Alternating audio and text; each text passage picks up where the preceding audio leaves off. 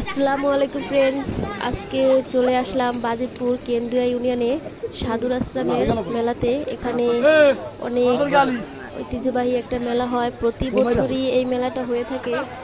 আর এখানে অনেক রকমের দোকান পাওয়া যায়। এটা একটা পানের দোকান, ডিম সিদ্ধর দোকান, আর এই সাইডে আছে বিভিন্ন রকমের তামা না সরি পিতলের জিনিসপত্র, এবং আরও আছে এখানে অনেক রকমের পিতলের ছোট ছোট হাঁড়ি বাটি। এখানে অনেকগুলো দোকান আছে, আর দোকানগুলোতে প্রতি বছর আমরা কিনি আর না কিনি, প্রতি বছরই আমরা ঘুরে ঘুরে দেখে আসি। আর এখানে দেখতে খুবই ভালো একটা জায়গা।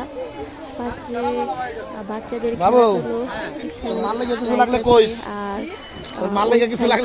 এই সাধুর আশ্রমের পাশেই মেলাটা বসে। মেলাটায় অনেক লোক আসে, শুধু ওখানকার লোক না, অনেক দূর দূর থেকে এই লোকগুলো মেলাটা ঘুরে দেখতে আসে। আর এই মেলাটা 7 থেকে 8 দিন স্থায়ীভাবে থাকে। এরপর অন্য আরেকটা আশ্রম আছে বাজিতপুরের মধ্যেই, সেটাই চলে যায়। আর এদিকে অনেক রকমের কসমেটিক্স, খেলনা এবং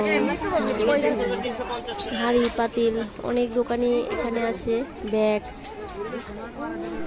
দোকানগুলো দেখতে খুবই ভালো লাগে। আর এখানে অনেক রকমের মিষ্টি জাতীয় এবং চানাচুর, আচার অনেক দোকান আছে ওই সাইডে। ওই দোকানগুলো খুবই জনপ্রিয়।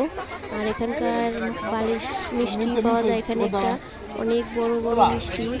আর মিষ্টিগুলো একটা হয়তো একজনে খেয়ে সারতে পারবে না। ওই মিষ্টিগুলো এখানকার একটা ঐতিহ্য। আমার মনে হয় আমি কোথাও এত বড় মিষ্টি দেখি নাই। মিষ্টির দোকানগুলো ওই সাইডে, আমরা একটু পরে যাব। আর আমরা অল্প কিছু সময় হাতে নিয়ে এখানে ঘুরতে আসছি, পরে আসবো আর এক সময় এই মেলাটা থাকতে থাকতে।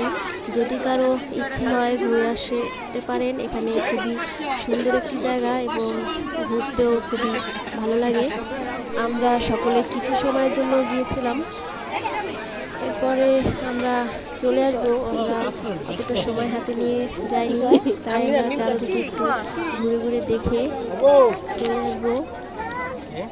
রবিবার থেকে মেলাটা পুরোপুরিভাবে শুরু হবে, তখন হয়তো আরো অনেক ভিড় থাকবে। এখনো কম ভিড়, এখন শুধুমাত্র দোকানগুলো বসেছে, অনেকটা ভিড়। যদি ইচ্ছে হয় আসতে পারেন।